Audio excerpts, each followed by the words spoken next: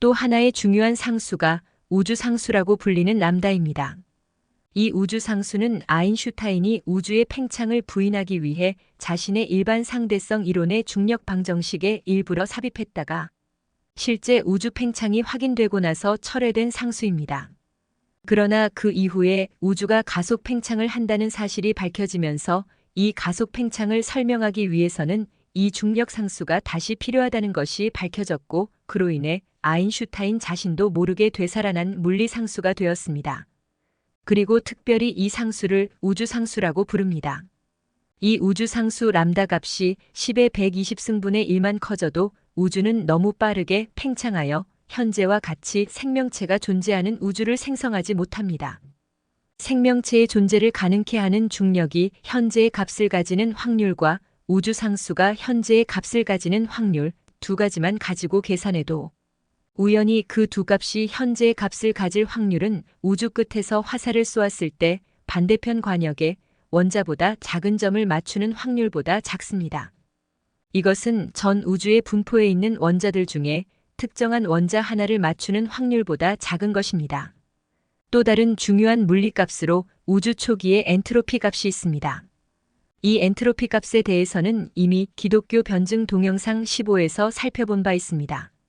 우리가 살펴본 대로 우주 초기에는 아주 낮은 엔트로피 상태가 되어야 하는데, 런던 대학교의 수학자이며 수리 물리학자인 펜 로저스가 우리 우주와 같이 극도로 낮은 초기 엔트로피를 가질 확률은 10의 10승의 123승분의 1이라는 상상조차 할 수 없는 낮은 확률이라고 계산했습니다.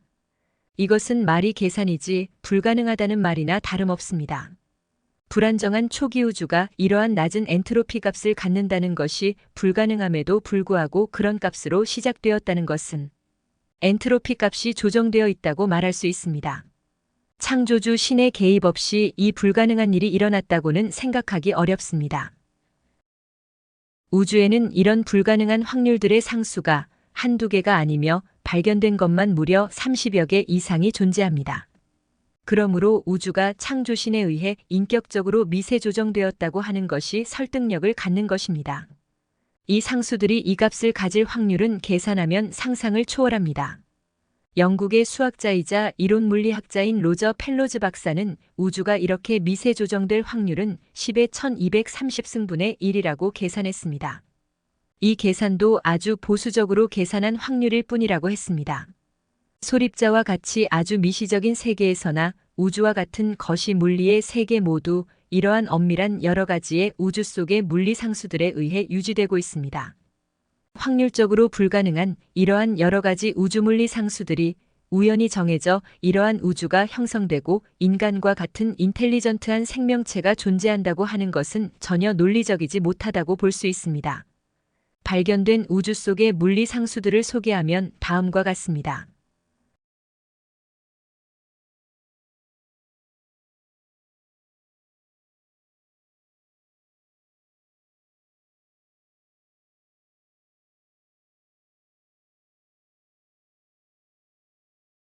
우주가 이러한 여러 가지 값들이 미세하게 조정되어 있는 것이라면 우리는 당연히 그 조정의 주체인 창조주 신을 상정하는 것이 당연하고 자연스럽습니다. 인간과 같은 생명체를 창조하고 유지시키기 위해서 창조주 신이 우주를 이러한 값들로 미세 조정하고 생명체가 살아가도록 하였다는 것이 맹목적으로 무에서 저절로 튀어나와 우연히 이러한 미세 조정된 우주가 형성되었다고 하는 주장보다 훨씬 더 논리적이고 합리적인 주장입니다. 논리학자들이나 철학자들이 한 현상을 설명하는 두 개의 다른 이론이 있을 때 더 진실한 이론으로 판정하는 도구로 인정하는 것이 오컴의 면도날이라는 이론입니다. 오컴의 면도날은 14세기 영국의 논리학자이자 프란치스코회의 수도자였던 오컴의 윌리엄이 제안한 좋은 이론 선택의 방법입니다. 오컴의 면도날 이론은 어떤 현상을 설명할 때 불필요한 가정을 해서는 안 된다는 것입니다. 다시 말하면 같은 현상을 설명하는 두 개의 주장이 있다면 간단한 쪽을 선택하라는 말입니다. 여기서 면도날은 필요하지 않은 가설을 잘라내 버린다는 비유로 필연성 없는 개념을 배제하려 한 사고 절약의 원리라고도 불리우며, 오컴의 면도날은 현대에도 과학 이론을 구성하는 기본적 지침으로 지지받고 있습니다. 논리의 건전성, 신뢰성을 판단하도록 해주는, 그래서 대부분의 학자들이 찬동하는 오컴의 면도날 이론을 따르더라도 우주를 미세 조정한 주체, 즉 창조주가 존재한다는 것을 인정하는 것이 훨씬 군더더기 없는 논리적 주장이 됩니다. 우주과학자인 프랭크 티블러는 이렇게 말했습니다. 20년 전 내가 우주론자로서의 커리어를 시작했을 때 나는 확신을 가진 무신론자였다. 그리고 절대로 내가 기독교 신학의 핵심이 사실이며 우리가 이해하는 물리학을 통해서 연역적으로 설명할 수 있음을 주장하는 책을 쓰리라고는 꿈도 꾸지 않았다. 나는 내가 전공하는 물리학의 변할 수 없는 논리를 통해 하나님이 계시다는 결론을 내릴 수밖에 없다. 천문학자인 프레드 호일은 또 이렇게 말했습니다.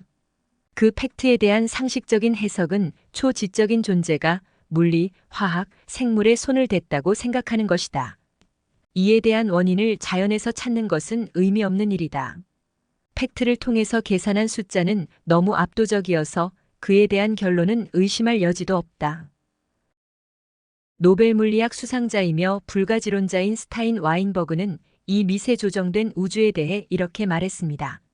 어떤 값도 나올 수 있는 변수의 숫자 값이 1%만 커지던 작아지던 해서 생명이 살 수 있게 된다면, 그리고 그것이 이론상 자유로운 상수여서 어떤 값도 가질 수 있었다면, 그렇다면 우리에게는 오직 두 가지의 가능성만 남게 된다. 자비로운 창조주이거나 아니면 다중우주이거나이다. 이어지는 강좌에서 스타인 와인버그가 말한 다중우주에 대해 살펴보도록 하겠습니다. 이 다중우주이론은 무신론자들이 미세 조정된 우주를 하나님과 연관시키지 않으려고 들고 나온 이론입니다.